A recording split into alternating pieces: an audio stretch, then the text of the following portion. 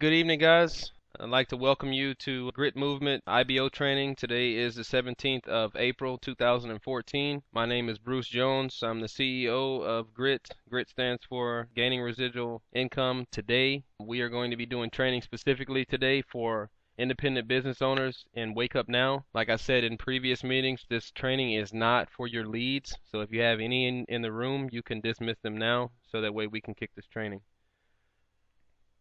As last training went, I asked you guys to establish a potential IBO contact list. I'm going to be hitting each of you up individually and trying to go over those with you. We need to get those potential IBO contact lists completed soon so that way we can start getting your business off the ground. Another thing, I need you guys to start utilizing the Files tab in our page. It has documents. There's a lot of stuff, a lot of need to know training that's in there, and I need you guys to utilize that. I didn't put that in there for no reason. Okay, today's training is going to be specifically about building rapport with your leads. For some of you, I know some of you don't know what rapport is, so I went on ahead and got the definition of that. Rapport means basically to build a relationship, connection, or especially a harmonious relation. So that's what rapport means. I'm absolutely certain that the majority of you have gotten, if not one, all of these responses when you're talking to leads. I don't have the money. I need time to talk it over with wife, aunt, cousin, baby daddy, whatever. I need to think it over. I can't see myself doing this. Or I don't have time.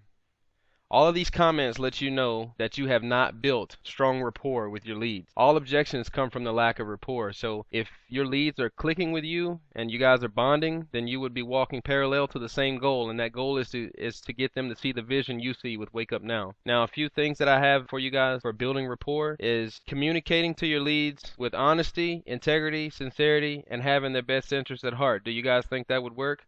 I'm going to tell you right now that does not work. And the reason why it doesn't work is because of this. Think about the last person you were honest with who didn't believe you. I'm pretty sure the majority of the people that you've talked to that's told you no or given you a negative response, you were being honest with them. You're seen as a person of integrity. You were sincere with them, and you did have their best interests in mind. So all of those things, honesty, integrity, sincerity, and having their best interests at heart, are not going to work. And here's the reason why. You were there. You experienced the response, and you accomplished nothing with them. Think about it if you were a con man. Is a con man thinking about their best interest? No, he's not. Is a con man a person of integrity? No, he's not. Is a con man sincere? Absolutely not. But a con man gets an honest, hard-working person to hand over all of their money with total rapport in less than a minute. You have no idea how quick a con man can get somebody out of their money. This should tell you instantly that the con man has skills that we lack. All right, we're going to go over some of those skills. Just going to scratch the top. We're not going over everything.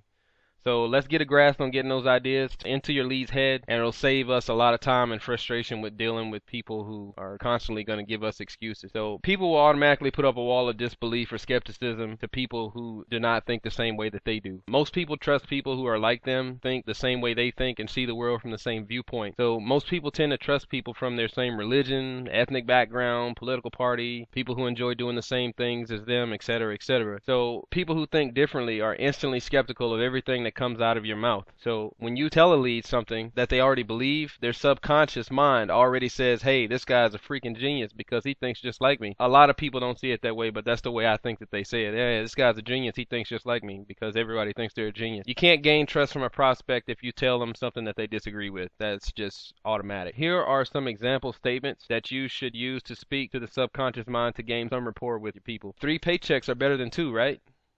It's hard to get raises or promoted nowadays, right? We all want to fire our boss. Choosing our own work hours is very important. A 5-day weekend is better than a 2-day weekend.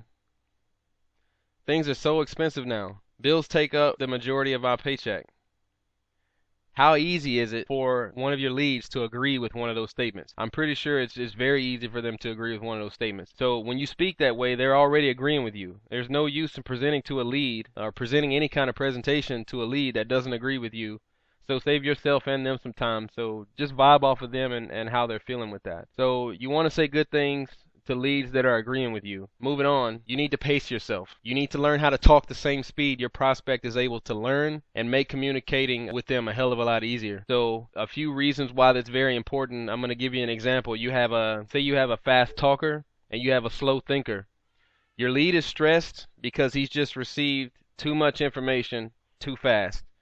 He has no time to digest the information. The fast talker is automatically not trusted because the slow thinker thinks he's trying to trick him. Your lead is lost. No production is made from that encounter. Now flip that vice versa. You have a slow talker and a fast thinker. The lead is thinking, oh man, this guy needs to hurry up. He needs to get to the point, right? So the fast thinking lead finishes the sentence before the slow talker even finishes. Already knows what he's talking about.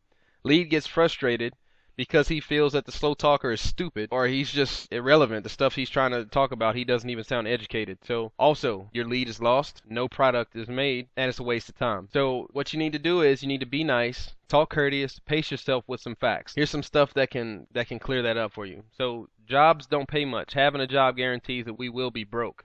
Jobs really interfere with our week. We can't get ahead by working for our company's dream. Hey, you're either working your dream or someone else's dream. Time we start on our dream. These are just a few things that we can do to help establish better rapport with our leads. So that's going to conclude just a small portion of what I wanted to talk to you guys about. I want to tell you guys, please ensure that you're following up with your leads.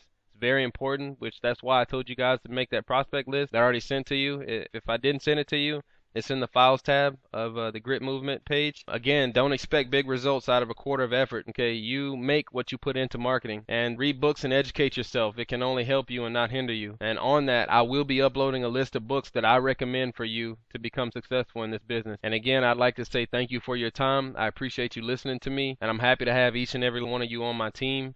I'm looking forward to working for you in the future and seeing you grow and be very fruitful and successful in this business.